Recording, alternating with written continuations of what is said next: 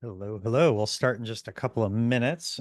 We're just making sure folks had the Zoom link. And when we're done with this, we'll end up having the recording of it posted right into the Sunday River Owners Facebook group so folks can search it and reference it and rewatch it. So just hang tight.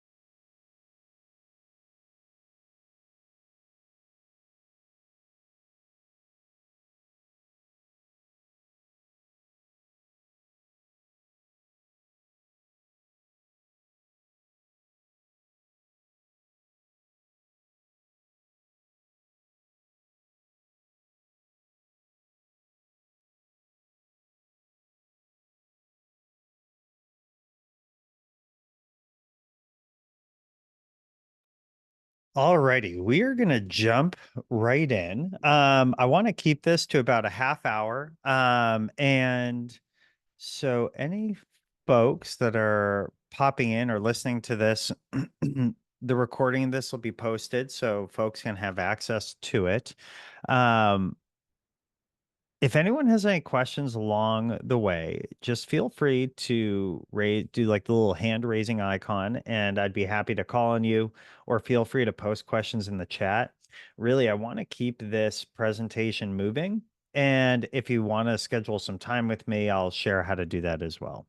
So, a little background. I'm Dave Menapace, short-term rental investor.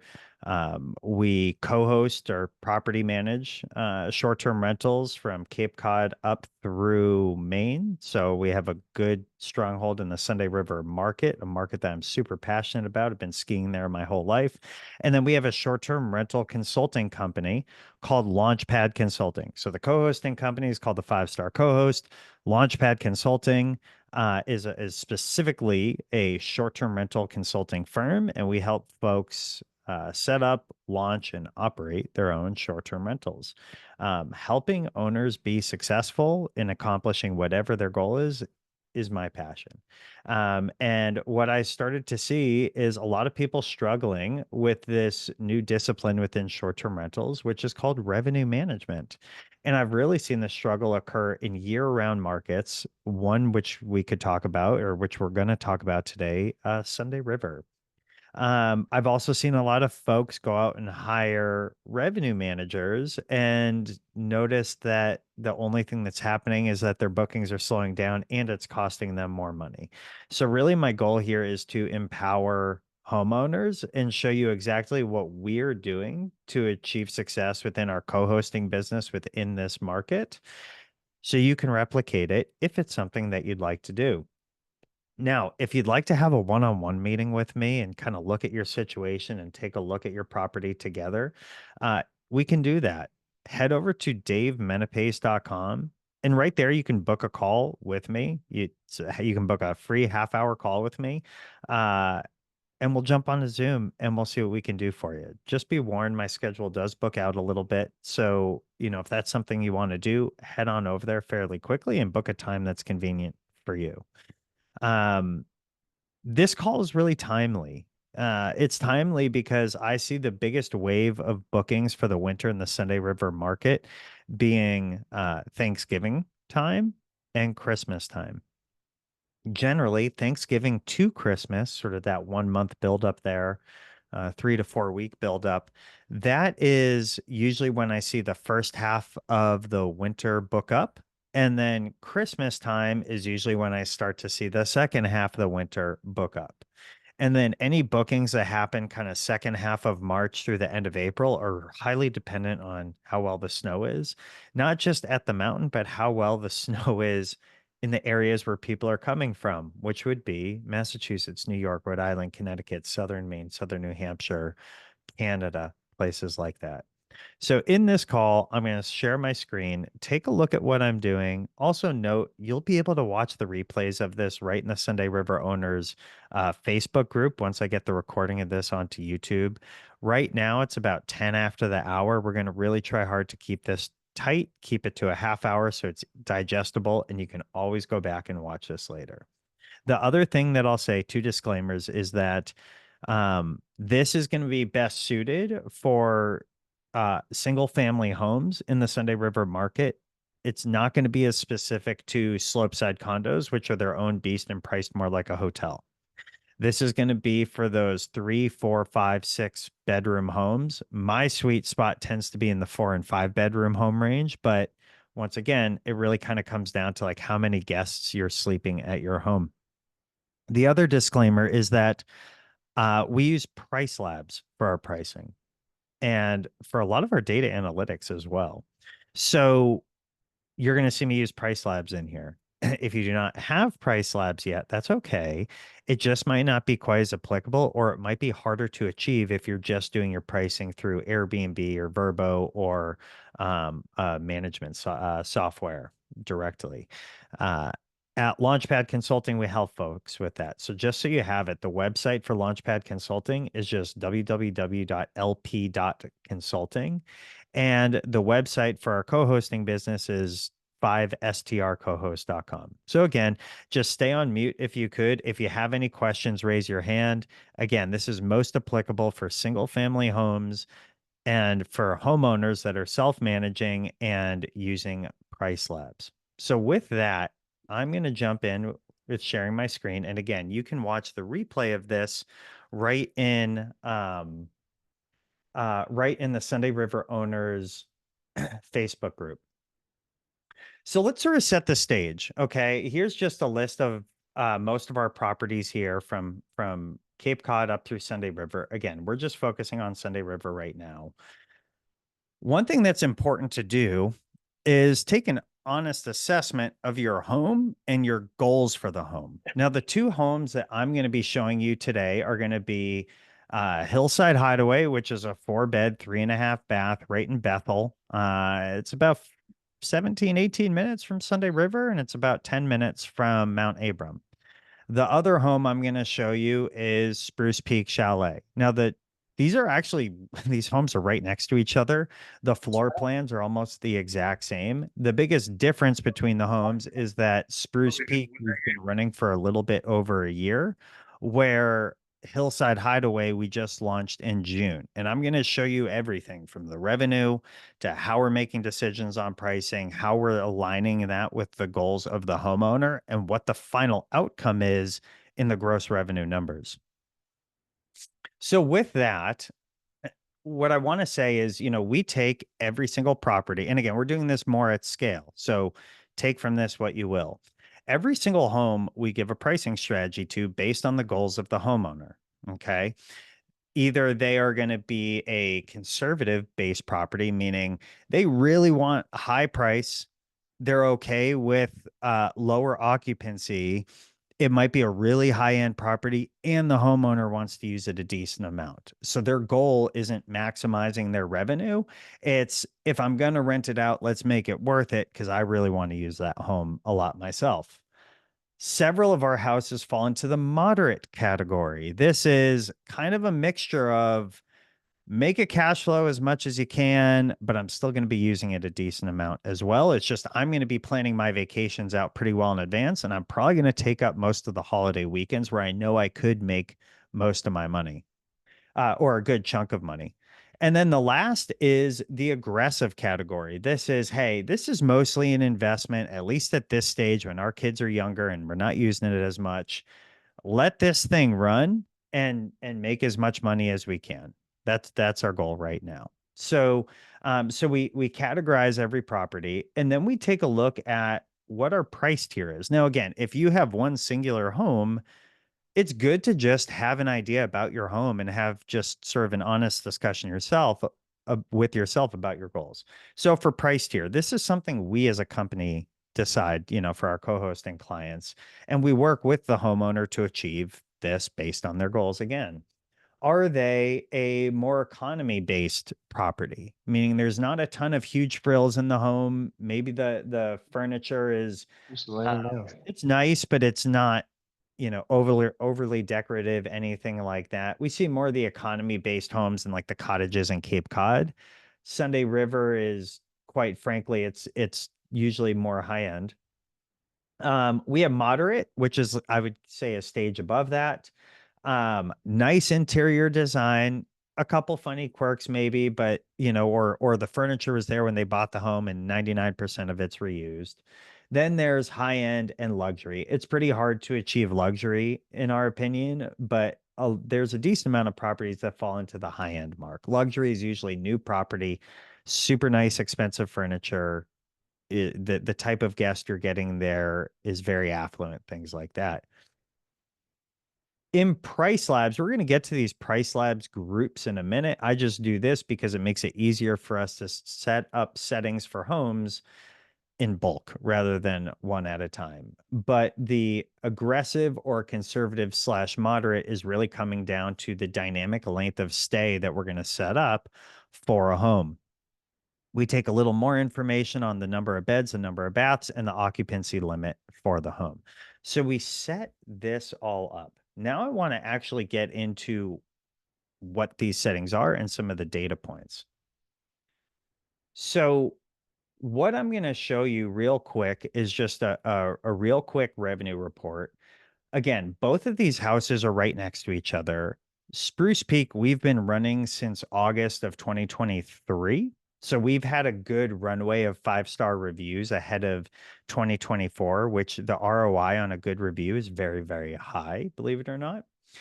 Hillside Hideaway, we did launch in late June, early July. So the revenue for that home is catching up, but it's starting to become fairly in line, I would say. So again, Spruce Peak Chalet, the gross revenue so far this year is right around $107,000.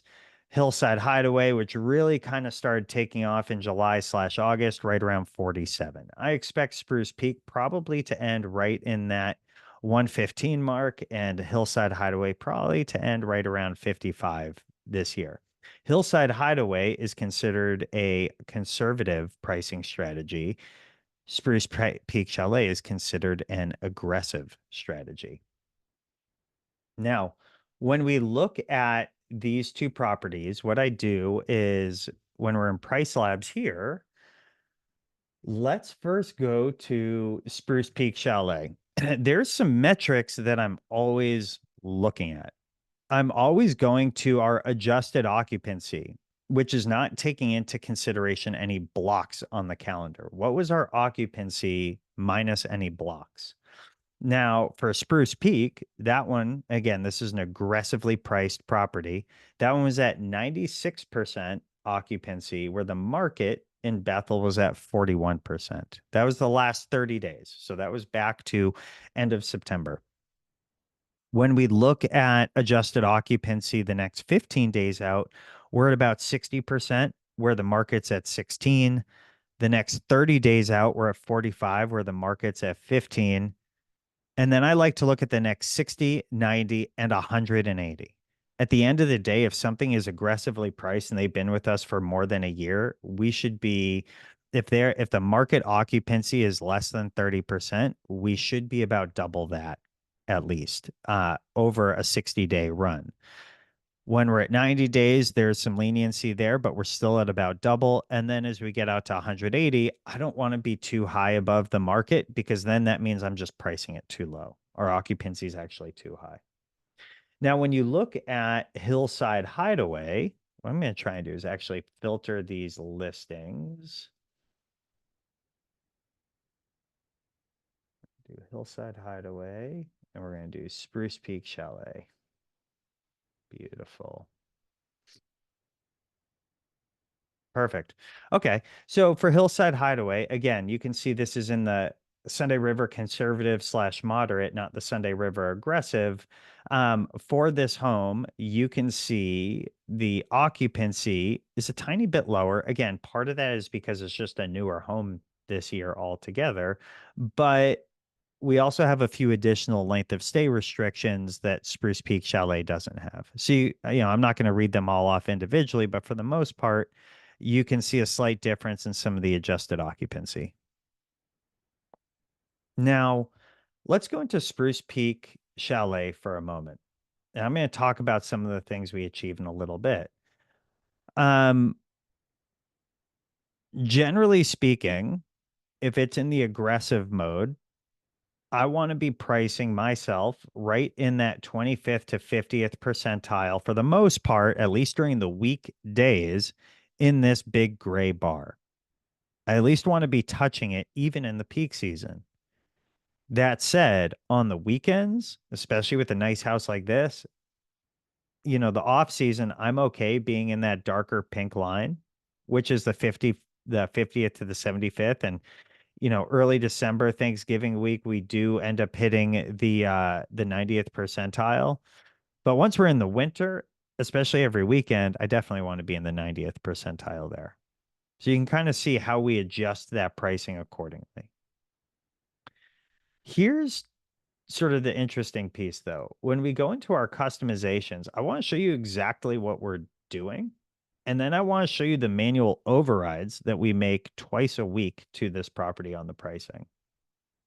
So first, we do a gradual 25% discount over the next 10 days. So we're slowly dropping prices based off of our suggested pricing. And I'm not going to go too deep into the suggested pricing right now. I'm just showing you what we're doing. So we do a 25% discount over the next 10 days. That said, I don't want to shoot myself in the foot a year from now. And we do hold our calendars open for 365 days in advance because at the end of the day, that's what Airbnb likes to see. And they're going to elevate your ranking if you're open further out. But what we do is after 9 months, we actually do a 30% markup on any of the suggested pricing. That way we can hold higher pricing further out. I'm not going to go into every single thing here, but what I want to show you is our minimum length of stay settings. Now, what we do here is I actually have different profiles for different seasons. So winter has its own profile, spring and fall share a profile, and then summer has its own profile. And then I have a default profile, which I always keep in here right now, which is adopted from this group level. The default profile that I'm going to show you, and then I'm going to go into the seasonal ones in just a moment, can be seen here. So what we do, we have a 2-night minimum on weekdays and a 2-night minimum on weekends. However, if it's within 5 days, we actually allow singular night stays. What we've found is that this has not led to parties. It's led to us getting bookings when people are driving through or they're there for work and their job gets extended an extra day. Almost never do we actually get a one-night booking, but Airbnb and Vrbo love when you offer a one-night booking. So even doing it just for maybe 2 or 3 nights in advance, automatically that's going to help you rank higher. So if you've been struggling to get bookings or get past like the second or third page in the rankings, give this a shot. Try it on. Of course, make sure it's okay with your cleaners because sometimes the coordination and the logistics around laundry can be a little challenging. However, after 30 nights, we require a 2-night weekday and a 3-night weekend. After 60 nights, it's 2 and 4. After 120 nights, 120 nights out, it's 3 and 4. And after 6 months, it's 3 and 5. That said, if there's any orphan gaps, meaning if we're 6 months out and we have a situation where someone's checking out on a Friday and someone's checking in on a Monday, well, somebody can't stay 5 nights. So we allow for orphan gaps, meaning orphan stays. It'll drop it down into that 2 night length of stay when needed. So check this out. What I'm actually going to do is leave that screen. I want to show you some of these customizations I have. Now, what we do is our winter season, we say that that is January 1st through April 22nd. April 22nd, because that's when Sunday River closed down in 2024. Our spring, we run from April 23rd until like middle of June. Now, summer really starts early June in the beach markets, but for there, I do find that most people aren't coming up there for like a summer vacation until the kids are out of school, which seems to be more towards the end of June. We let summer run from mid-June through usually end of August. Fall would be September, October. Actually, it's really, we count it September through December at this point. So what I want to show you is some of these different profiles. So let's do Sunday River. Since we're in the fall, let's show the fall, spring aggressive right now. Now, in the fall and spring, people just aren't staying for 5, 6 nights. Usually they're just staying for 2 or 3 nights. So they're for a wedding. They've taken their vacation time over the summer. They're not planning a big vacation. So forcing them into a longer length of stay is a good way to wind up in the 85% of the market that's not getting any bookings right now. So what we do is we start out with the 2 night, 2 and 2, 2 night weekday, 2 night weekend. If it's a last minute booking, we can do 1 and 1. If it's beyond 45 nights, we'll require the 3 night minimum. And then that's it. We're not requiring anything beyond 3 nights. Now, here's the difference between our properties that are conservative, moderate, and aggressive. If it's conservative, moderate, we just take out the last minute bookings of 1 night, weekday and 1 night weekend. Obviously, the more people that are in your home, the more opportunity there is for things to break, more opportunity for wear and tear. And so that's why it's really good to be in tune with like what it is, like what your goals are. When we look at summer aggressive, you can see our breakdown here. I'm not going to read through the whole thing right now, but you can take a look at it. You can pause it in the replay. And then if it's the summer for conservative or moderate, you'll just notice we got rid of the 1 and 1. When we look at winter, it's really similar, but what I've found is it's kind of nice that summer and winter are right next to each other here.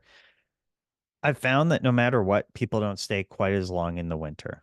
Even though in this market, ultra peak season would be considered the winter, I've found more success charging a higher nightly rate on the weekends than I have trying to expand the length of stay. I have a hunch that it's because money's tighter. The cost of skiing is a lot more expensive than it was 10 years ago.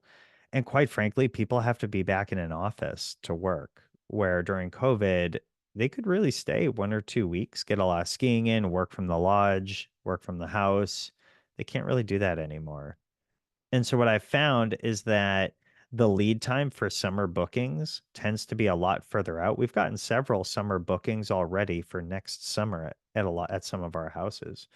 That lead time is way longer and people stay a lot longer because that's when people sort of expect to go on vacation, and it's more of a niche group of people that do winter vacations.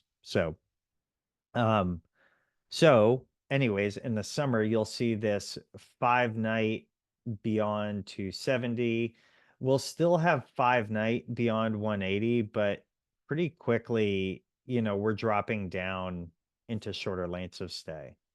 What I do is I'm really just trying to time this up so we're at less friction, but a really good booking point come Thanksgiving and come Christmas. And what we do, again, on sort of the pricing strategy, happy to have one-off calls with anybody. What we do in the customizations here is we just come into our custom seasonal profile. And again, this is one of our aggressive properties. And just based on the goals of the homeowner and, what we think the home has to offer, that's where we'll dictate the minimum and the maximum prices. And then we'll put the appropriate length of stay profile in here for those given times. Now, what you'll not see is fall. That's because once we drop into that specific season, which we're in the fall right now, we will manage that pricing from the console up here. We won't have any overrides in it here. And of course, once we get to winter, we'll delete winter out. We'll add fall back in and we'll manage the winter from up here. So one thing I want to show everybody is what kind of tweaks are we doing once to twice a week on these properties? So I'll start at the top. If it's a property that is conservatively priced, we're only going to make updates once a week. We make those updates every Sunday. And we do that so we can try and have the best chance of pulling in bookings on Monday. What we'll do is we'll do an additional override of uh, between Sunday and the following Saturday. Any weekday that's still open, we'll drop the price by 15%. If that coming weekend is open, we'll drop it by 10%. Then the next Sunday, we'll look out towards that second week out. And that would be from day 7 to day 14. We'll do a 12 and 5% discount, and then we'll look 3 and 4 weeks out, and we'll just drop some weekdays by 10% and 7%. After 4 weeks out, we're not making any tweaks or updates. When something is, and what I'll tell you is we consider weekends to be Friday, Saturday, and Sunday. So those 3 days we consider to be weekend days. Monday, Tuesday, Wednesday, Thursday, we consider to be weekdays. If somebody's moderately priced, we tweak their pricing twice in a week, Sunday and Thursday. On Sunday, any weekdays for that week will drop by 25%. And if that upcoming weekend is open, we'll drop it by 15%. Come Thursday, if we still don't have any bookings for that weekend, that specific weekend, we'll drop the price by 20% instead of 15. So we'll just update the override from 15 to 20. We look 2, 3, 4, 5, and 6 weeks out and make these updates accordingly. The reason is we're trying to get far ahead of the booking lead time. So this time of the year, we use some data within Price Labs to see that the booking lead time is only like 7 to maybe 14 days. A lot of cases, I'd say it's more like 3 or 4 days. But we want to make it far enough out. So if anyone is looking a month out, I want to be part of the 15% of the people that are getting bookings. I don't want to be part of the 85% that's not. And that can be really, really sensitive. It can be a really sensitive line. So these are the updates we make there. And again, feel free to screenshot this, or if you're watching this on the replay, feel free to pause it and take a look at what we are doing. And finally, we have our aggressive pricing strategy. This one goes all the way out 8 weeks. But again, you can see in the revenue difference, it's pulling in quite a bit of revenue. So for, again, on Sunday, we'll drop weekdays by an additional override of 35%. If that weekend is open, we'll drop it from the suggested price down to 25% discount. And finally, on Thursday, if that weekend is open, we'll drop it to 35% from 25. And you can see what we do for that following week and the further weeks out. So what does this look like in Price Labs, just so you can kind of get a visual on it?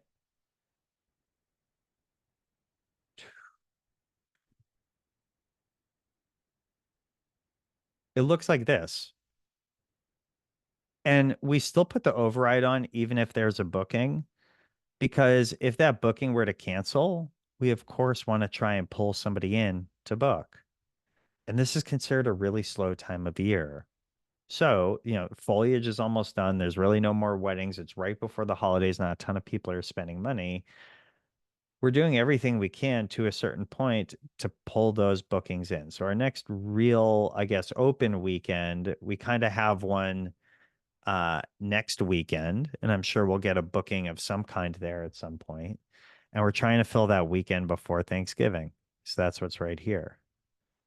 In December, we've taken care of the holiday weekend, which is great, but we still have that weekend before. Now you can see because that's further out, I still have $500 weekends.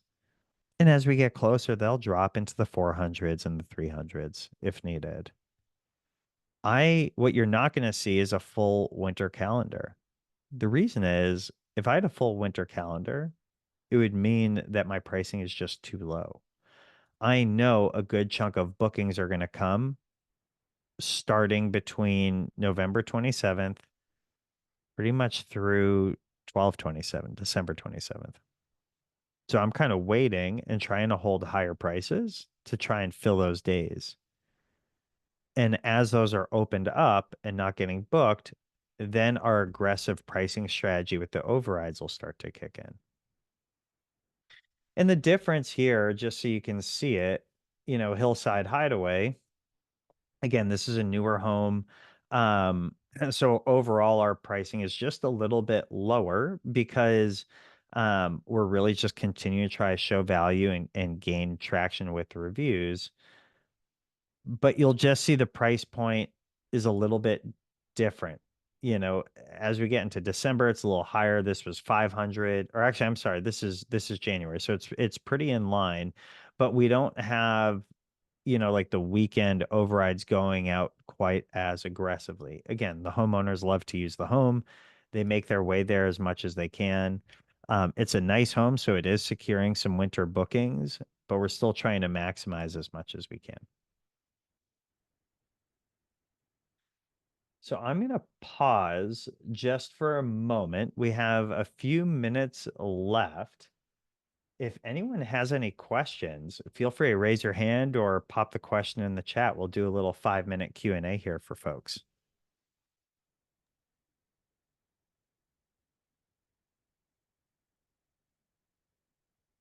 Hi, Dave. Oh, hi, Dave. I have a question from Brian's wall. Sure. He's in a meeting right now. Yeah, no Oh, worries. so fascinating. Thank you for sharing. My question is those manual overrides that you're doing, uh, Hmm. are they based on some sort of data or based on your experience? Sort of when you say 35% for this day, 25% for this day, where are those specific numbers sort of coming from? Usually based off of two things, experience and then talking with other um, operators from different mountain markets from around the country to see what's working for them. So a lot of it is coming off of my experience, trying something, looking at the result within my portfolio and sort of dialing that in. Um, and then like the other side of my world is I coach property managers around the country and I've coached a few hundred of them. And so I just quickly and easily have, you know, Q&A with them on what they're doing and what they're seeing and what's worked for them. I usually try and take what I see in other markets and test it out in our market and adopt it if it works. So some trial and error more than anything, I guess, is what I would say. Yeah. Thank you. That's helpful. Yeah. I wish I had a more scientific answer. Unfortunately, I don't. Um, I usually try things, and if I like it, then I share it. If I don't like it, I change it back really quickly. Hey Dave, I had a question too. Sure. And Talk Pete, to your volume's a little low. I having trouble hearing you, my man. I don't know any better. A little bit better. How about now? Any better? Oh, that is perfect. I Lovely. guess my old iPhone headphones are bad. But Okay. It's okay. um, on one of the properties that you were looking at, you showed a 97% occupancy rate for the last 30 days. That's crazy. Um, or is it crazy? Like, do you see that for a lot of the properties you manage for this time of year? And what do you think the biggest reason why you got 97%? Because that's phenomenal. I think the true occupancy there was actually closer to 80. They had some block days for some maintenance, and because it's Mhm. showing the adjusted occupancy based on available days, it looked a little higher than it probably was. Okay. Um, but it was right around like 85%. A few things, for that house, it sleeps 12. It has gorgeous views of Mount Abram, not Sunday River, but Mount Abram. And we really tried to put together a pricing strategy that was going to attract smaller groups of 2 to 4 people during the week. And we got a group that booked, like a group, meaning it was like 2 people that booked like 5 days there because uh they had some extended time on their honeymoon, and they're like, this would be awesome. Let's just go there. We have the time off anyways and didn't have a plan for it. So like that's where you were seeing weekdays down at like 250, 260, things like that. Um but you'd never see pricing that low on the weekend, obviously. But it was really about trying to say, what's the guest avatar that would book a Sunday through Thursday or anywhere in between those days? It's usually people that are there for work or people that want to take a last minute vacation, or we get people that are, firefighters, first responders that, oh, they're actually not that they're from Portland and they have a little extra time off, or they don't have to work Mhm. for another 5 days. Let's get in there. And I do a really similar pricing strategy with Chalet 76, which is a 5 bedroom near yours. It is a Mhm. little harder to pull that off sometimes with a 5 bedroom. Like you have a nice brand new big home.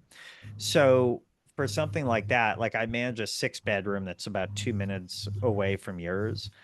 For them, I'm never trying to exceed market occupancy by that big of a margin. I'm usually trying to see, like, can I beat market occupancy by like 10 to 20%? Mhm. And because with a home as big as yours, the difference of somebody using a utility and then it costing you more on the expense side could outweigh the revenue that you just made.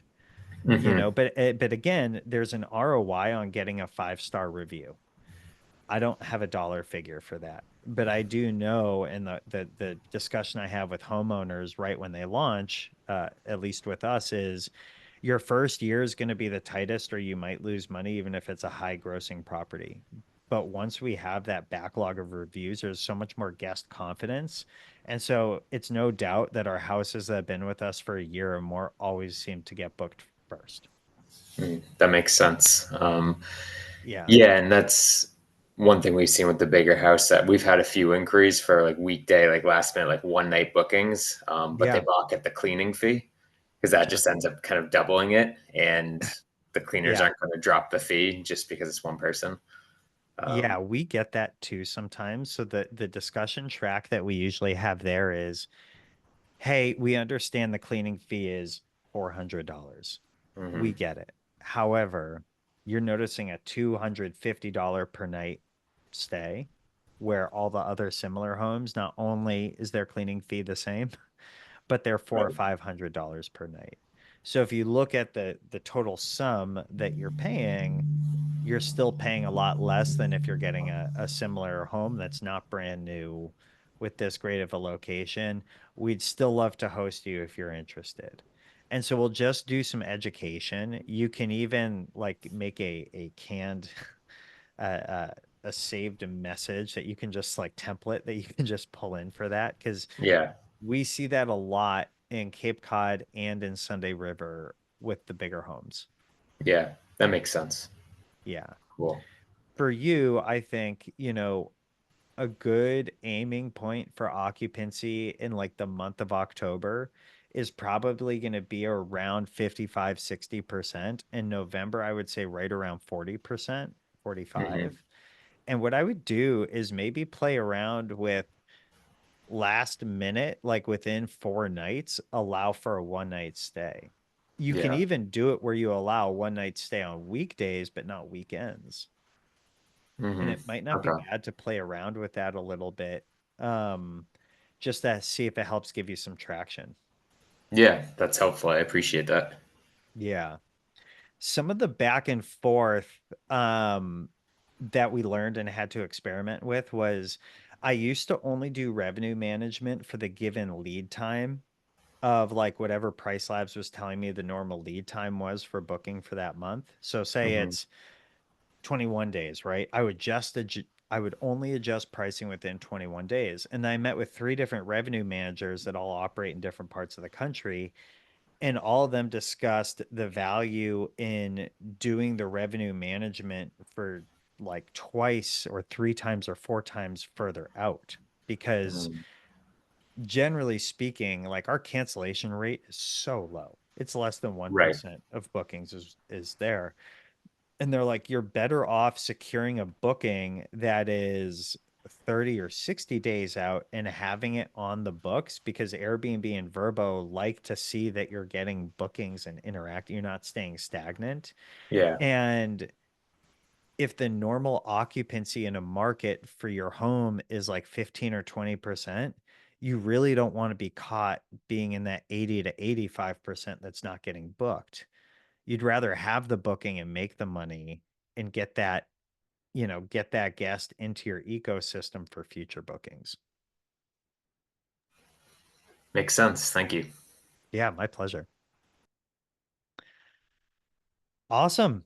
All right, everyone. I hope this was helpful. Again, if you want to book time with me, you can just shoot me an email, dave@davemenapace.com, or you can just go to davemenapace.com, book a half-hour call with me, and we can take a look at, your property, your situation, what you got going on there. Even better, just keep posting into Sunday River Owners Facebook group, because when you post there and everyone kind of gets to crowdsource ideas, everyone gets to learn a lot quicker, and we can all help each other out. And with that, we'll get the recording of this put onto YouTube and then just get it pinned in the Sunday River Owners Facebook group. So feel free to watch this and pause it and do what you will with it. And however I can help, just let me know. Thanks, everyone.